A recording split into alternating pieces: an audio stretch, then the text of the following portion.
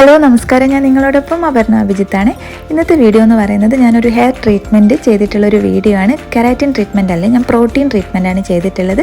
ഞാൻ അതിനെപ്പറ്റിയൊക്കെ എന്തായാലും ഈ വീഡിയോൻ്റെ എൻഡിൽ പറയുന്നുണ്ട്.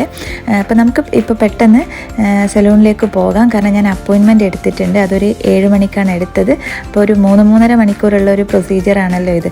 അതുകൊണ്ട് തന്നെ എനിക്ക് മോൻ ഉറങ്ങുന്ന ഒരു ടൈമിലൊക്കെ അല്ലേ പോകാൻ പറ്റും. അപ്പോൾ നമുക്ക് പെട്ടെന്ന് സലൂണിൽ പോയിട്ട് ഈ പ്രൊസീജിയേഴ്സൊക്കെ എന്തൊക്കെയാണെന്ന് കാണാം. അതിനുശേഷം ഞാൻ വീഡിയോൻ്റെ എൻഡിൽ ഈ പ്രോട്ടീൻ ട്രീറ്റ്മെൻറ്റിനെ പറ്റിയും ഒക്കെ പറയാം കേട്ടോ. ഞാൻ മുന്നേ കെരാറ്റിൻ ട്രീറ്റ്മെൻറ്റ് ചെയ്തിട്ടുണ്ടായിരുന്നു. അപ്പോൾ അതിൻ്റെ എക്സ്പീരിയൻസും ഷെയർ ചെയ്യുന്നതാണ്.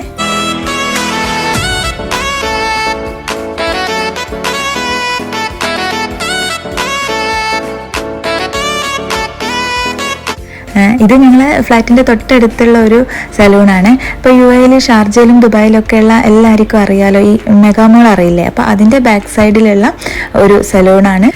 UAE നമുക്ക് ഏറ്റവും കൂടുതൽ കാണുന്നത് ഇതുപോലെ സലൂണുകളൊക്കെ ആണല്ലോ അല്ലേ. ഇത് പേരെന്ന് പറയുന്നത് ലൈക്ക എന്നാണ് കേട്ടോ. ഈ ഒരു സലൂണിൻ്റെ പേര് മെഗാമോളിൻ്റെ ബാക്ക് സൈഡിൽ തന്നെയാണ് ഇത് വരുന്നത്.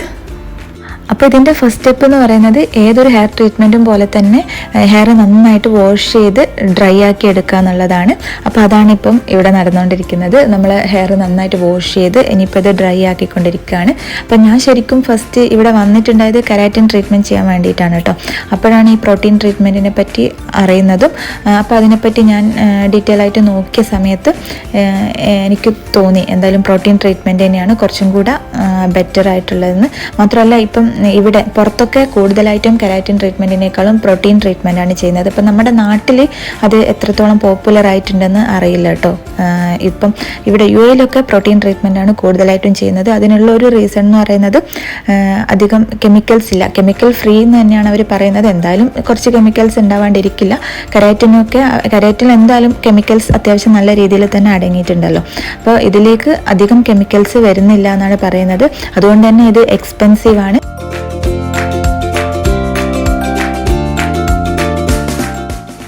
ഹെയറൊക്കെ ഇപ്പോൾ നന്നായി ഡ്രൈ ആക്കിയിട്ടുണ്ട്.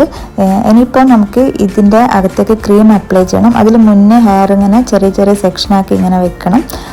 എന്നിട്ട് അതിൽ കുറച്ചായിട്ടാണ് നമ്മൾ ക്രീം അപ്ലൈ ചെയ്യുന്നത്. എൻ്റെ മുടിയിലേക്ക് ഇവരിടാൻ പോകുന്ന ക്രീം ഇതാണ് കേട്ടോ. റോയൽ പവർ എന്ന് പറയുന്ന ഇത് പ്രോട്ടീൻ ട്രീറ്റ്മെൻറ്റിന് വേണ്ടിയിട്ടുള്ള ക്രീമാണ്.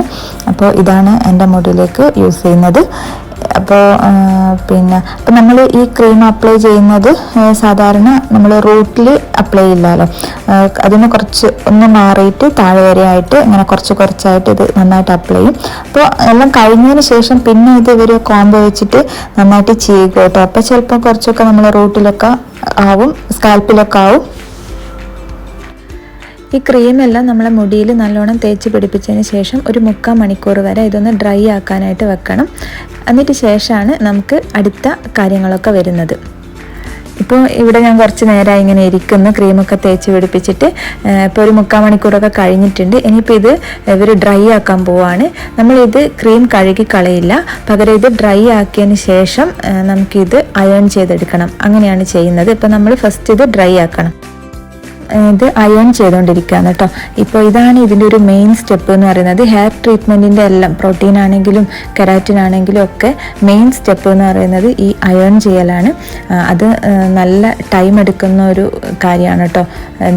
ഒരു മണിക്കൂറെങ്കിലും ഒക്കെ എടുക്കും. നന്നായിട്ട് അയൺ ചെയ്തെടുക്കണം.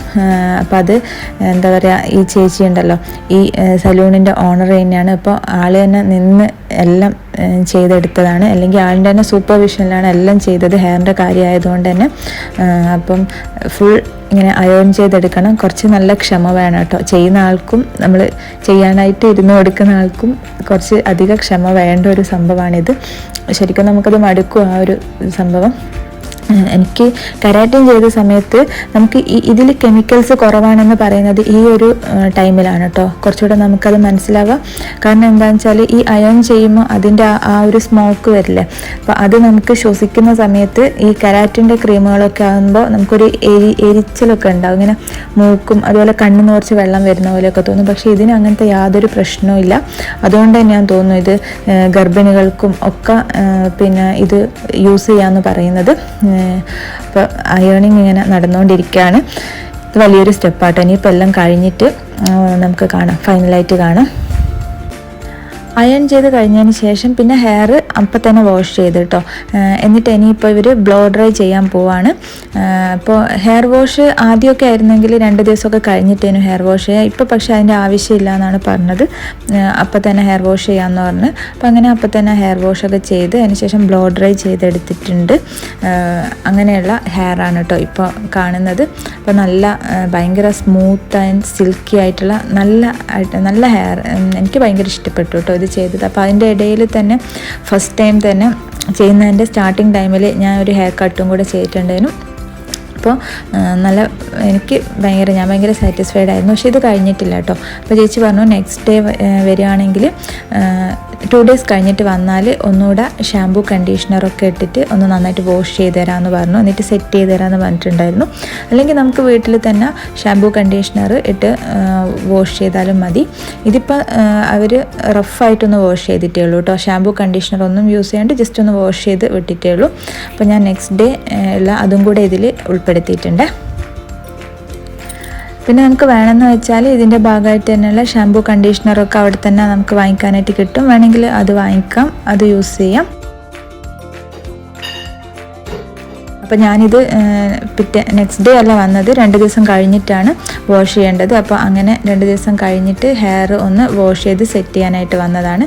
അപ്പോൾ എൻ്റെ ഹെയറൊക്കെ നന്നായിട്ട് വാഷ് ചെയ്തു കേട്ടോ. അപ്പോൾ പിന്നെ ഇവരൊന്ന് സെറ്റ് ചെയ്യുന്നുണ്ട്. ഹെയർ ഷാമ്പൂ കണ്ടീഷണറൊക്കെ ഇട്ട് വാഷ് ചെയ്തതാണ്. അപ്പോൾ നമുക്ക് ഫൈനലായിട്ടുള്ള ഈ ഒരു ഇതും കൂടെ കാണാം കേട്ടോ. ഇത് നമുക്ക് വീട്ടിൽ തന്നെ ചെയ്യാം, പക്ഷേ ഞാൻ തൊട്ട് താഴെ തന്നെ ആയതുകൊണ്ട് ഇവിടെ വന്ന് ചെയ്തേ ഉള്ളൂ.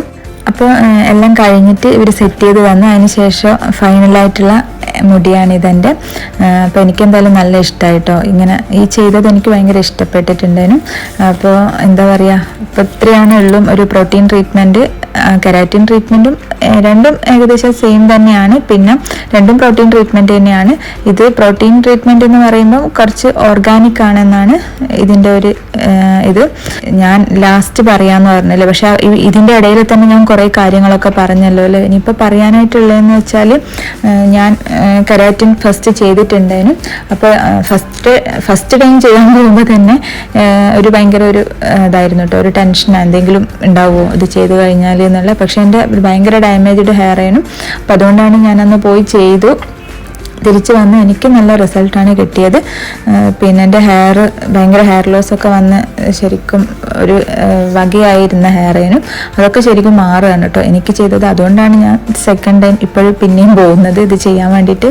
ശരി, ഞാനൊരു 2.5 വർഷം മുന്നെയാണ് ആദ്യത്തെ ഇത് ചെയ്തത്. ഇപ്പോൾ അതേപോലെ തന്നെ അത്രയും ഡാമേജ്ഡ് ആയ ഹെയർ ആണ് എന്ന് തോന്നിയപ്പോഴാണ് ഞാൻ ഇപ്പോൾ പിന്നെയും പോകുന്നത്. അങ്ങനെ റെഗുലറായിട്ട് ചെയ്യുന്ന ഒരാളൊന്നുമല്ല. അപ്പോൾ എൻ്റെ ഒരു എക്സ്പീരിയൻസിൽ എനിക്ക് നല്ലൊരു അനുഭവമായിരുന്നു കഴിഞ്ഞ പ്രാവശ്യം ചെയ്തപ്പോൾ ഉണ്ടായത്. പിന്നെ നമ്മൾ എന്താ പറയുക, ഒരു പ്രശ്നവും ഒരു ഡാമേജും ഇല്ലാത്ത ഹെയർ പോയിട്ട് വെറുതെ ഒരു ഹെയർ ട്രീറ്റ്മെൻറ്റ് ചെയ്യേണ്ട ആവശ്യമൊന്നുമില്ല. നമുക്ക് മാർക്കറ്റിൽ തന്നെ നല്ല ഷാമ്പൂ കണ്ടീഷണറൊക്കെ വാങ്ങിക്കാനായിട്ട് കിട്ടും. അത് വെച്ച് തന്നെ നമുക്ക് നന്നായിട്ട് ഹെയർ സെറ്റ് ചെയ്യാനൊക്കെ പറ്റും.